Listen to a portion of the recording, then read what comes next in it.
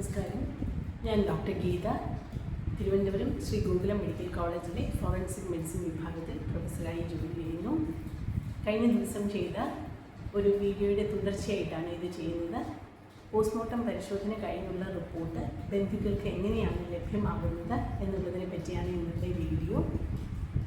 Postmortem പരിശോധനയ്ക്ക് ശേഷം അത് ചെയ്ത ഡോക്ടർ ഒരു സർട്ടിഫിക്കറ്റിൻ്റെ തന്നെ 4 കോപ്പി നിർമ്മിക്കുന്നുണ്ട്.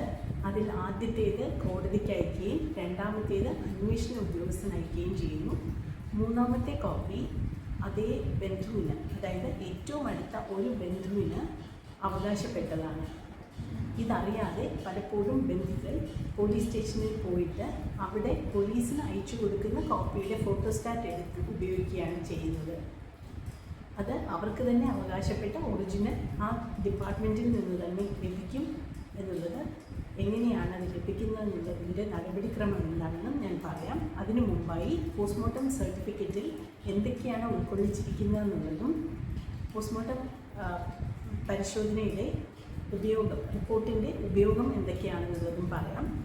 പോസ്റ്റ്മോർട്ടം സർട്ടിഫിക്കറ്റ് അല്ലെങ്കിൽ പോസ്റ്റ്മോർട്ടം റിപ്പോർട്ടിൽ പ്രധാനമായും മരണകാരണവും മരണം നടന്ന സമയത്തിനെക്കുറിച്ച് സൂചിപ്പിക്കുന്ന ലക്ഷണങ്ങളും, ശരീരത്തിൽ പരിക്കുകളുണ്ടെങ്കിൽ അതും, മറ്റെന്തെങ്കിലും അസുഖങ്ങളുടെ സൂചനകളോ മറ്റെന്തെങ്കിലും വ്യക്തമായ മറ്റെന്തെങ്കിലും സൂചനകളോ ഉണ്ടെങ്കിൽ അതും എഴുതിയിട്ടുണ്ടാവും. ഇനി അതുകൊണ്ട് എന്തൊക്കെയാണ് ബന്ധുക്കൾക്ക് പ്രയോജനം എന്ന് നോക്കാം.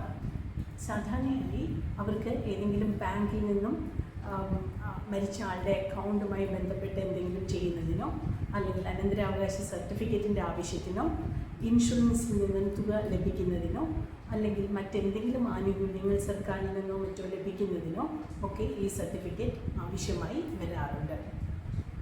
ഇനി അത് എങ്ങനെയാണ് ബന്ധുക്കൾക്ക് നേരിട്ട് ആ ഡിപ്പാർട്ട്മെൻറ്റിൽ നിന്ന് ലഭിക്കുന്നതെന്നുള്ളതിൻ്റെ നടപടിക്രമത്തിനെ പറ്റി പറയാം.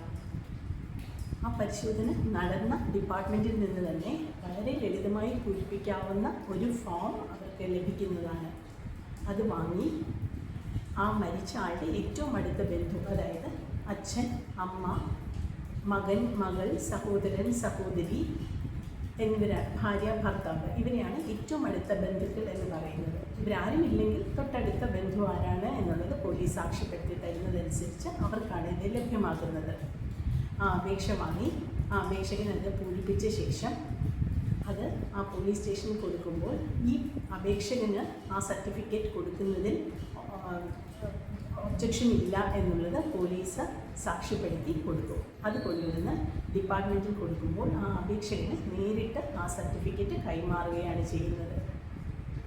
അപ്പോൾ ഇതിൽ പലപ്പോഴും പലതരത്തിലുള്ള കുടുംബങ്ങളിൽ ചിലപ്പോൾ പ്രശ്നങ്ങളുള്ളതുണ്ടായിരിക്കാം, ഒന്നിലധികം ബന്ധുക്കൾ ഇതിന് അവകാശവാദികളുണ്ടായിരിക്കാം. അതുകൊണ്ടാണ് പോലീസിൽ നിന്ന് ഒരു നോ ഒബ്ജക്ഷൻ സർട്ടിഫിക്കറ്റ് അതിൽ ഒരു ഒപ്പും സീലുമായിട്ട് കിട്ടണം എന്ന് പറയുന്നത്. അത് അപേക്ഷയിൽ തന്നെയാണ് അതിനുള്ള കോളവും ഉള്ളത്. ഇനി അഥവാ ആ അപേക്ഷകന് നേരിട്ട് വന്ന് വാങ്ങിക്കാൻ പറ്റില്ല എങ്കിൽ അയാൾക്ക് വളരെ വിശ്വാസ്യതയുള്ള ഒരാളിനെ അതിനായി, അത് ആ സർട്ടിഫിക്കറ്റ് കൈപ്പറ്റുന്നതിനായി ഏർപ്പാടാക്കിക്കൊണ്ട് ഒരു കത്ത് ഈ അപേക്ഷയോടൊപ്പം കൊടുത്തു വിടേണ്ടതാണ്. അപ്പോൾ അതിന് ഓതറൈസേഷൻ ലെറ്റർ എന്ന് പറയും. ആ ലെറ്ററും കൂടി അത് സാധാരണഗതിയിൽ ഒരു വെള്ള പേപ്പറിൽ എഴുതി ഇന്ന ആളിനെ ഞാൻ ഇതിന് ചുമതലപ്പെടുത്തുന്നു എന്ന് എഴുതി ഒപ്പിട്ട് കൊടുത്തു വിടുകയാണ് ചെയ്യുന്നത്. അപ്പോൾ തന്നെ ആ കോപ്പിയുടെ ഒറിജിനൽ അവർക്ക് കിട്ടുന്നതാണ്. ഇതാണ് അതിൻ്റെ നടപടിക്രമം എന്ന് പറയുന്നത്. ഇങ്ങനെ ഒരു പോസ്റ്റ്മോർട്ടം റിപ്പോർട്ട് വാങ്ങിക്കുക എന്നുള്ളതും അതിനായിട്ടുള്ള നടപടിക്രമങ്ങളും ഒക്കെ തന്നെ വളരെ ദുഃഖകരമായ സാഹചര്യമാണ്. അതാർക്കും വരാതിരിക്കട്ടെ എന്ന് പ്രാർത്ഥിച്ചുകൊണ്ടും, അഥവാ അങ്ങനെ ഒരു ആവശ്യമുള്ളവർക്ക് ഈ ഒരു അറിവ് ഉപയോഗപ്പെടട്ടെ എന്ന് പ്രാർത്ഥിച്ചുകൊണ്ട് നിർത്തുന്നു. നന്ദി, നമസ്കാരം.